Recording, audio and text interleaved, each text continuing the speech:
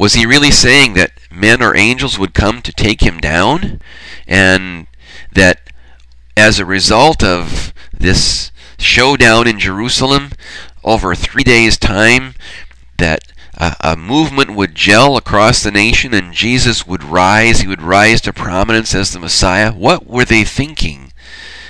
I don't know what they were thinking, but apparently not that rise means stop being dead. But now it turns out that that's exactly what he meant. And he knew what he was talking about all along. You know, there's a little recognized passage in Scripture. It's a prophecy. It's in Hosea, the 6th chapter and the 2nd verse. I'm surprised that more Christians aren't aware of this and don't use it, don't reflect on it, don't quote it. But here the prophet Hosea is speaking about the sin of the nation that God is going to reckon with on a particular day to come. And it will eventually lead to the people saying, after 2 days he will revive us, on the 3rd day he will raise us up. Now, remembering that Jesus stands in and takes the place of all the people, Jesus is to be raised up on the 3rd day. The Scripture was there. I think all these kinds of things are now going to become understood. They're going to be flooding into the minds of Jesus' followers as the women make their report. And what they didn't understand is going to become clear to them with the rhetorical question of the angel. Why do you seek the living among the dead? Yes, there may have been a little reproof and a little chiding in that sentence, but any pain it might have caused was immediately overcome by the joy and the enthusiasm and the excitement and the marvel of what God had done by raising Jesus from the dead. And friends, the way that despair was dispelled on Easter morning, that is to be shared with all of us. That's the legacy for Christians down through the ages. There's no room for despair in our lives. We don't seek the living among the dead. We have a risen Lord, and that means we can live now. We can live now. The abundant life today, and not just today, but into the future and forever.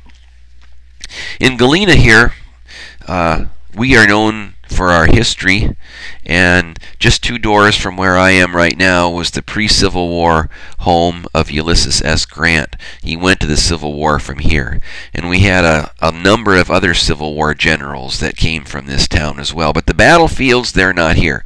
They're in the south and out east. Battlefields are very important to the history of the world, because the future gets decided on battlefields. For instance, there was a battle fought many centuries ago, and the leader of one of the armies in this battle was a man named Charles Martel, or Charles the Hammer. If he had not prevailed at the Battle of Tours, the Saracen Muslims would have come up into Europe, and my church here, founded by German immigrants, would perhaps have been a mosque instead of a church. The whole history of Western Europe, and hence the history of the United States, would have been different had the outcome of that battle been different. Some battlefields take place over the ocean. They really are over water. I don't know if you could ever reconstruct just where all the aircraft carriers and destroyers and aircraft were at the time of the Battle of Midway. But the Battle of Midway was a turning point in the Second World War, which was a turning point in where the future would go. Well, inside the Church of the Holy Sepulchre in Jerusalem, there is an area under a small altar. It's a socket in the stone in the floor. And whether that is actually where Jesus' cross stood, or whether his cross was somewhere else close by, it was somewhere very near there. And I want to say to you, that is one of two great battlefields, one of the two greatest, most important battlefields in the history of the world. You know, the footprint of a cross, when you think about the size of the upright post, takes up less than a square foot of earth.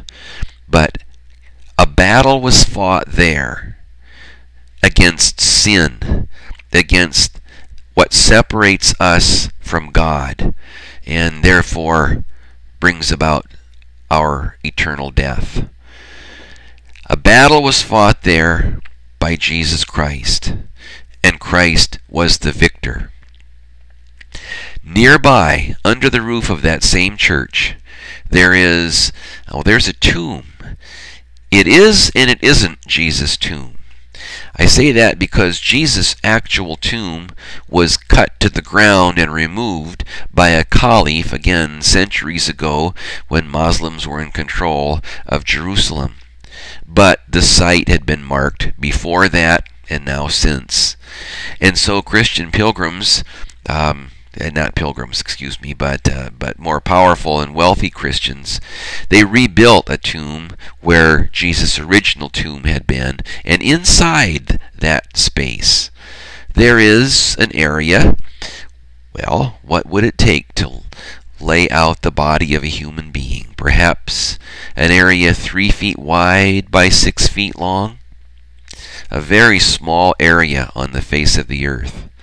But that is the other great battlefield upon which all the future hung.